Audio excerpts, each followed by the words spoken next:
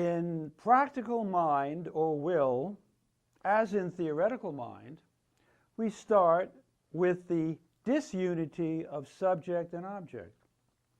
We start with the subject and its inwardness, with my aim or intention, and then objectify it, which results again in the truth as the unity of subject and object.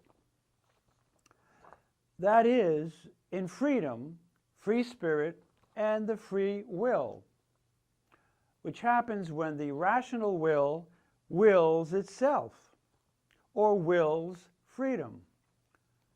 Here again, we start with the will in its immediacy, i.e. with practical feeling, where the will does not posit or determine itself, but instead finds itself determined. For example, by a pleasant or unpleasant feeling, e.g. of delight or fear, as a result of seeing a beautiful or scary object or scene.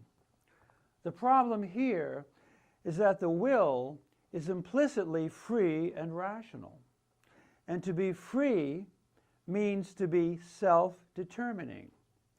And here it is not such, but rather finds itself determined by another. Hence, it ought to be self-determining.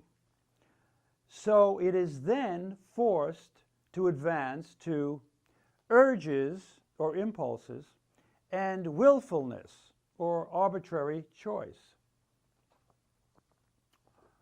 The will, now as urge for food, drink, sleep, sex, makes the agreement of its inner determinacy with objectivity an agreement which ought to be posited by the will.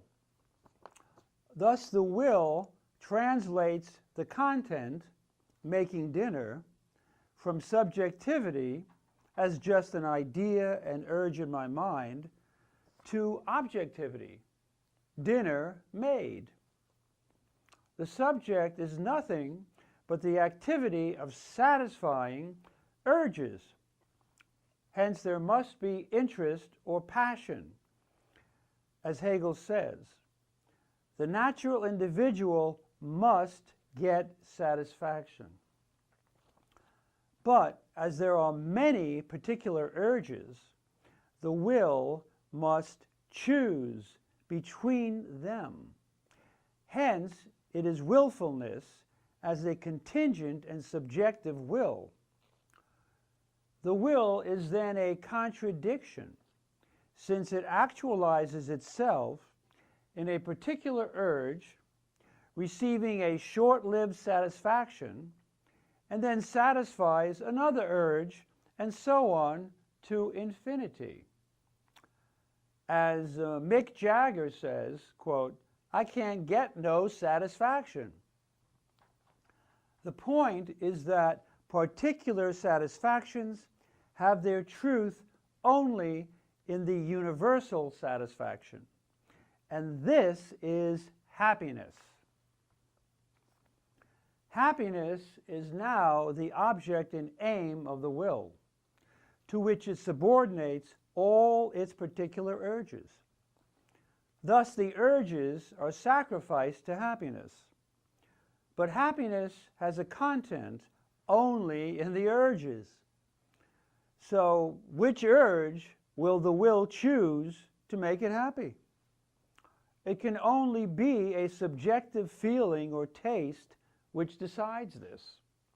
However, the truth of particular urges and willfulness is the universal of the will itself, namely freedom and its self-determination,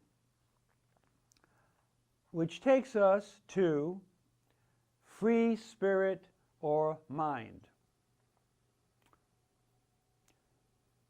In this truth of its self-determination, where concept and object are one, the will is an actually free will, which is the unity of theoretical and practical spirit.